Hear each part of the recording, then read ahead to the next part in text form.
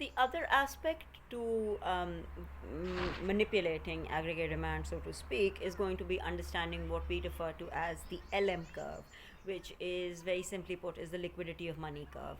लेकिन उसमें दो aspects हैं. Again, there are two components to money: the demand for money and the supply for money.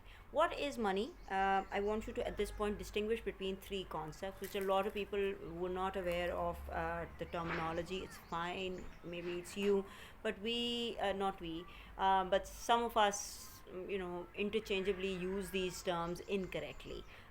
Money, income, currency. ये तीनों अलग वर्ड्स हैं. Money, income, currency.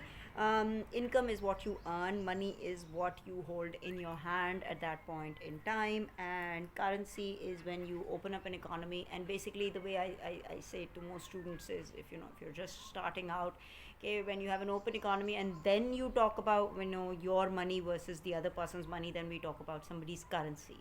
So notes and coins that we use to spend outside our country can be referred to as currency, but जब तक वो internal रहते हैं वो money रहता है. We never talk about it Pak rupee. We don't say that when we're spending money in Pakistan.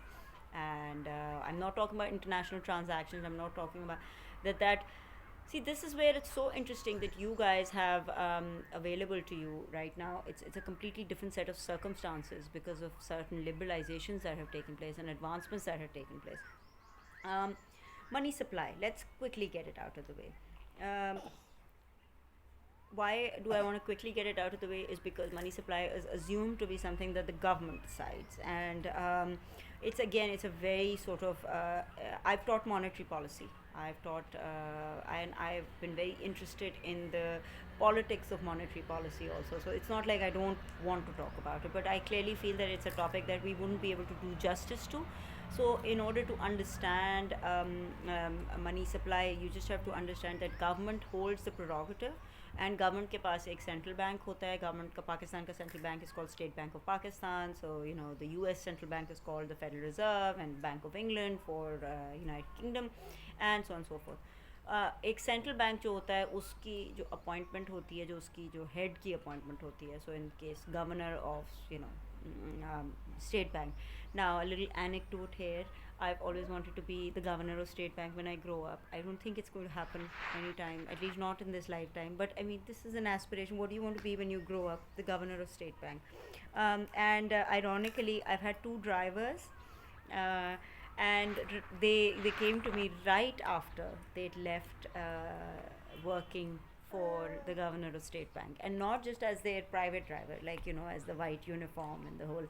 So I used to kind of find that, all right, have you guys seen Driving Miss Daisy? This gave me that sort of thing. Acha, I mean, this is as good as it can get at this point in time. So governor of State Bank, yeah, the head of a central bank is a very interesting position to be in, because it is it's not a political appointment. It's not a democratically elected appointment. It's clearly an appointment which comes to you because of the government that is putting you there.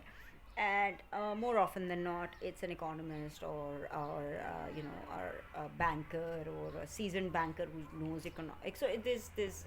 I've also had the good fortune to have worked with Dr. Ishrat Hussain and at IBA. So you could tell was more of a banker than an economist, and then there are those who are more financial economists. So I mean, it's an exciting position to be at.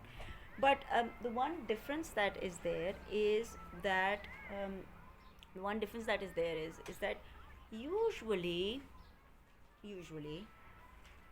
governments, what governments want, what the prime minister or the president or the democratically elected government wants, is not always, I know I'm kind of sounding, is not always in cohorts, or is not always in tandem with what the governor of the state bank or the central bank head would recommend. Because clearly one is a politician and one is a policy maker, so to speak, and the other one is a seasoned economist or a banker who understands these variables that we're discussing here much better than anyone. So there's no popularity contest there. And usually what ends up happening, and this is because I've taught this, there are historical reasons, and for those of you who are interested, maybe we could have this discussion later on. It's very interesting to map resignations by heads of central banks to various events that have been led by sort of a devaluation or something where you are where they are clearly there's a disagreement with the governing body, which is the government.